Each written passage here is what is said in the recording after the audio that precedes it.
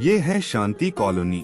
इस कॉलोनी में हर साल गणेशोत्सव मनाया जाता है, जिसके लिए हर कॉलोनी के मेंबरों से पैसे लिए जाते हैं। मगर हर बार इस गणेशोत्सव में एक घटना भी हो जाती है, क्योंकि हर साल गणेशोत्सव के पैसों में से कुछ पैसे चोरी भी हो जाते हैं और लास्ट में हर साल पैसे कम पड़ जाते हैं। मगर चोरी कौन करता है, आज तक पता नहीं पड़ पाया है। आज फिर उसी गणेशोत्सव के लिए मीटिंग हो रही है।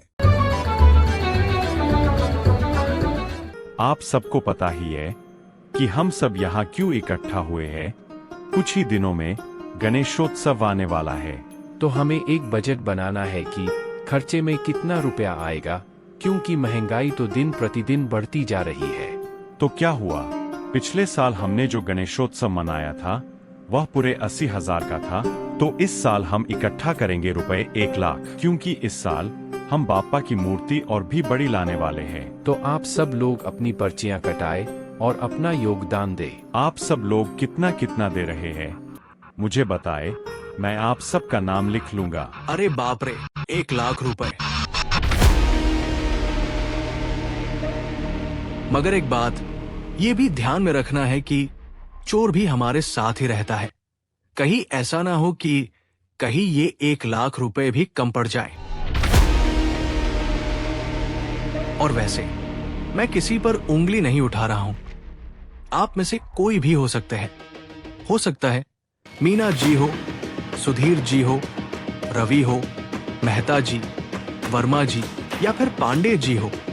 और हाँ, हो सकता है चोर तो मैं भी हो सकता हूं।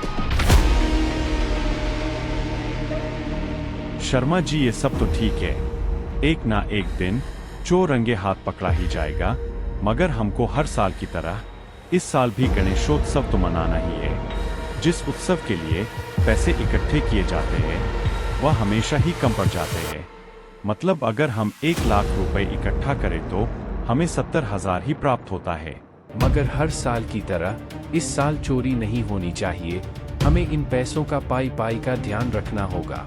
तो अभी आप सब लोग अपनी पर्ची कटाएं और गणेशोत्सव की तैयारियां करें। धन्यवाद। वर्मा जी, मैं आपको कुछ दिन बाद देता हूँ। कोई बात नहीं सुधीर जी। वर्मा जी, ये रुपए ज्यादा ही नहीं है क्या? आपका मतलब? अरे 1 लाख रुपए का बजट कुछ ज्यादा ही नहीं है क्या?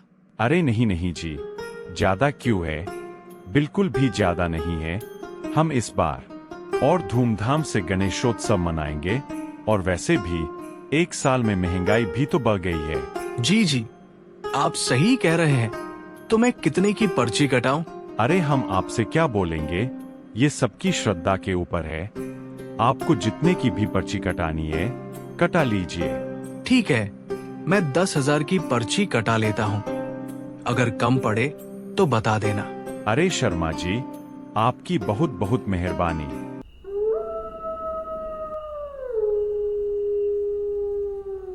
बाप रे, आज तो मैं बहुत थक गया हूँ।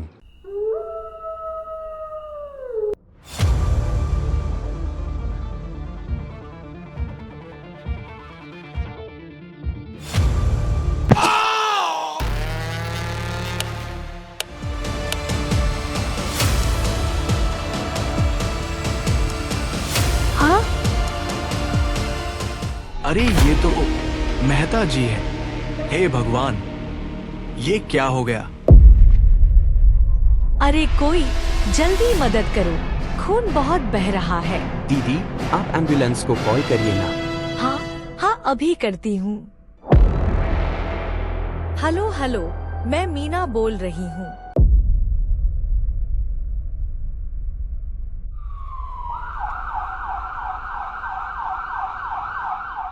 मेहता जी तो हॉस्पिटल चले गए।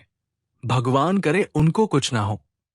लेकिन रवि, तुम अभी अभी आए हो और हादसा भी इसी वक्त हुआ। लोग सीधा तुम पर शक करेंगे। शर्मा जी, आप ये क्या कह रहे हो? मैं तो अभी अभी ऑफिस से आया हूँ। मैंने कुछ नहीं किया है। मैं झूठ नहीं बोल रहा हूँ शर्मा जी। मैं तो पूछ रहा हूँ रवि, तुम इतना डर क्यों रहे हो? भगवान करे ये बच जाए। चलो, अब हमें वॉचमैन से पूछना होगा, वही गेट पर था।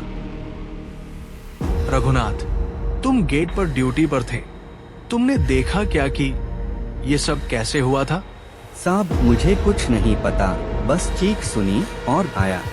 इतनी बड़ी कॉलोनी की जिम्मेदारी है तुम्हारे ऊपर और तुम कहते हो तुम्हें कुछ पता ही नहीं।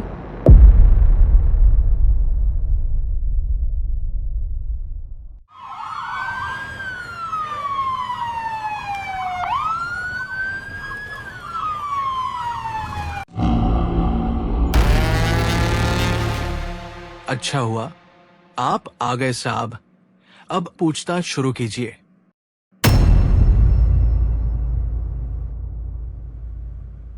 तो हादसा रात 12 बजे हुआ। मामला कुछ अजीब लगता है। जी साहब, कॉलोनी दहल गई है। सर, मैंने किसी को भागते हुए देखा था हादसे के तुरंत बाद।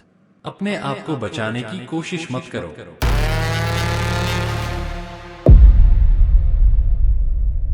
नहीं सर, मैं झूठ नहीं बोल रहा हूँ, मैंने सच में किसी को देखा था। रवि, मुझे तो तुम्हारी बात पर यकीन नहीं है, लगता है तुम नहीं। बस शर्मा जी, अब मुझे रवि और शर्मा जी से अकेले बात करनी होगी। चलो अंदर चलते हैं। सच सच बताओ, सब हुआ कैसे? सर, मैं करीब 12 बजे कॉलोनी में दाखिल हुआ था। अचानक तेज आवाज आई तो मैं दौड़ कर आया तो देखा मेहता जी खून में लथपथ पड़े हैं और तभी मैंने किसी को भागते देखा था। तुम क्या काम करते हो? सर, सुबह कॉलेज में और शाम से ऑफिस में नौकरी करता हूँ। और आप रिटायर्ड बैंक मैनेजर? जी, इस कॉलोनी में सब मेरा नाम जानते हैं। ये मामला सिंपल एक्सीडेंट नहीं लग रहा। अब चलो वॉचमैन से पूछताछ करनी होगी। रघुनाथ, सच बताओ, तुमने क्या देखा था? साहब मैंने कुछ नहीं देखा, बस चीख सुनी थी। देखो, यहाँ सीसीटीवी लगे हुए हैं। अगर तुमने जरा सा भी झूठ बोला तो मुझसे बुरा कोई नहीं होगा। चलो सीसीटीवी फुटेज दिखाओ।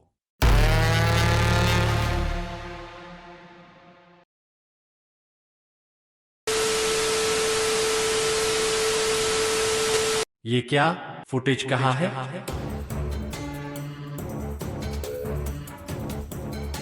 सर मुझे नहीं पता, शायद कैमरा खराब था। साहब, हो सकता है मशीन में दिक्कत आ गई हो, या फिर किसी ने फुटेज गायब की हो।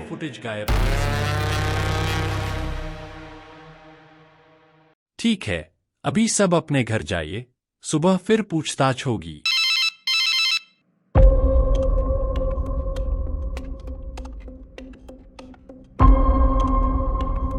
ठीक है, परसों आ जाना। आज तो बच गया, लेकिन अगर इंस्पेक्टर ने अगली बार पकड़ लिया तो सब खत्म। हमें कोई ठोस सबूत नहीं मिला। फिलहाल इसे एक्सीडेंट ही माना जाएगा। सुनीता, मैं तुम्हें क्या बताऊं, मुझे डर लग रहा है। मैंने रिश्वत लेकर सीसीटीवी फुटेज डिलीट कर दी है।